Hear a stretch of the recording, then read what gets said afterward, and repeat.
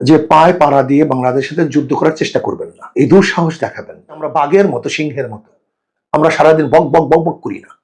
যদি হুঙ্কার দেই তাহলে ওরা পালাতে বাধ্য হবে। আমি মনে করি 15 দিন নয়, 15 বছরও যদি বর্ডার খোলা থাকে, ভারতের একটা মানুষ আমাদের বাংলাদেশের দিকে কদম বাড়াতে পারবে না।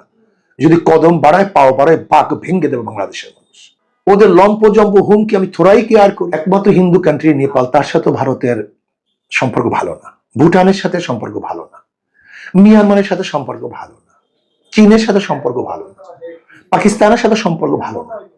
আমাদের দেশে এক তার গোলাম সরকার বসিয়েছিল, কিন্তু সে যাওয়ার পরে তো যেহেতু বাসা ভেঙে গেছে, একটু তো লাভঝাপ করতেই চাপে, লম্পজম্প করতেই থাকবে।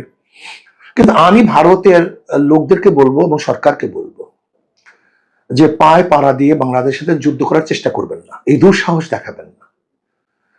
যদি কোনো অবস্থাতেই বাংলাদেশের সাথে আপনি যুদ্ধ করার দুঃসাহস দেখান, তাহলে বাংলাদেশের জনগণ ঐক্যবদ্ধভাবে এমন শিক্ষা দিবে যে শিক্ষা ভারত কোনোদিন পায়নি এবং ভবিষ্যতেও পাবে না। দেখেন, আমরা কারোর সাথে প্রথম যুদ্ধ করতে চাই না, কিন্তু কেউ যদি আমাদের যুদ্ধ চাপিয়ে দেয়, আমরা পিছপাও হতে জানি না। কারণ মুসলমানদের চরিত্র হলো সামনে অগ্রসর হয়, তারা পিছনে হটে না।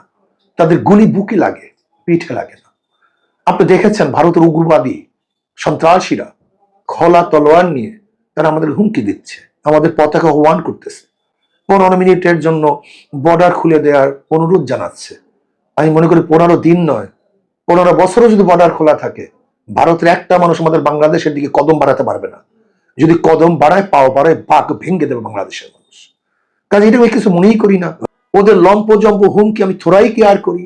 দেখেন, বাঘ বেশি হুঙ্কার দেয় না, শ্রীগাল সবসময় বকাবকি করে, কিন্তু যখন হুঙ্কার দেয় তখন শ্রীগাল কিন্তু পালাতে বাধ্য হয়। কুকুর সারাদিন ভেউ ভেউ ভেউ করতে থাকে, কিন্তু সিংহ সবসময় গর্জন দেয় না। কিন্তু যখন গর্জন দেয় তখন কুকুরগুলি পালাতে বাধ্য থাকে। ঠিক আমিও মনে করি আমরা বাঘের মতো, সিংহের মতো আমরা সারাদিন বক বক বক বক করি না। যদি হুঙ্কার দেই তাহলে ওরা পালাতে বাধ্য হবে।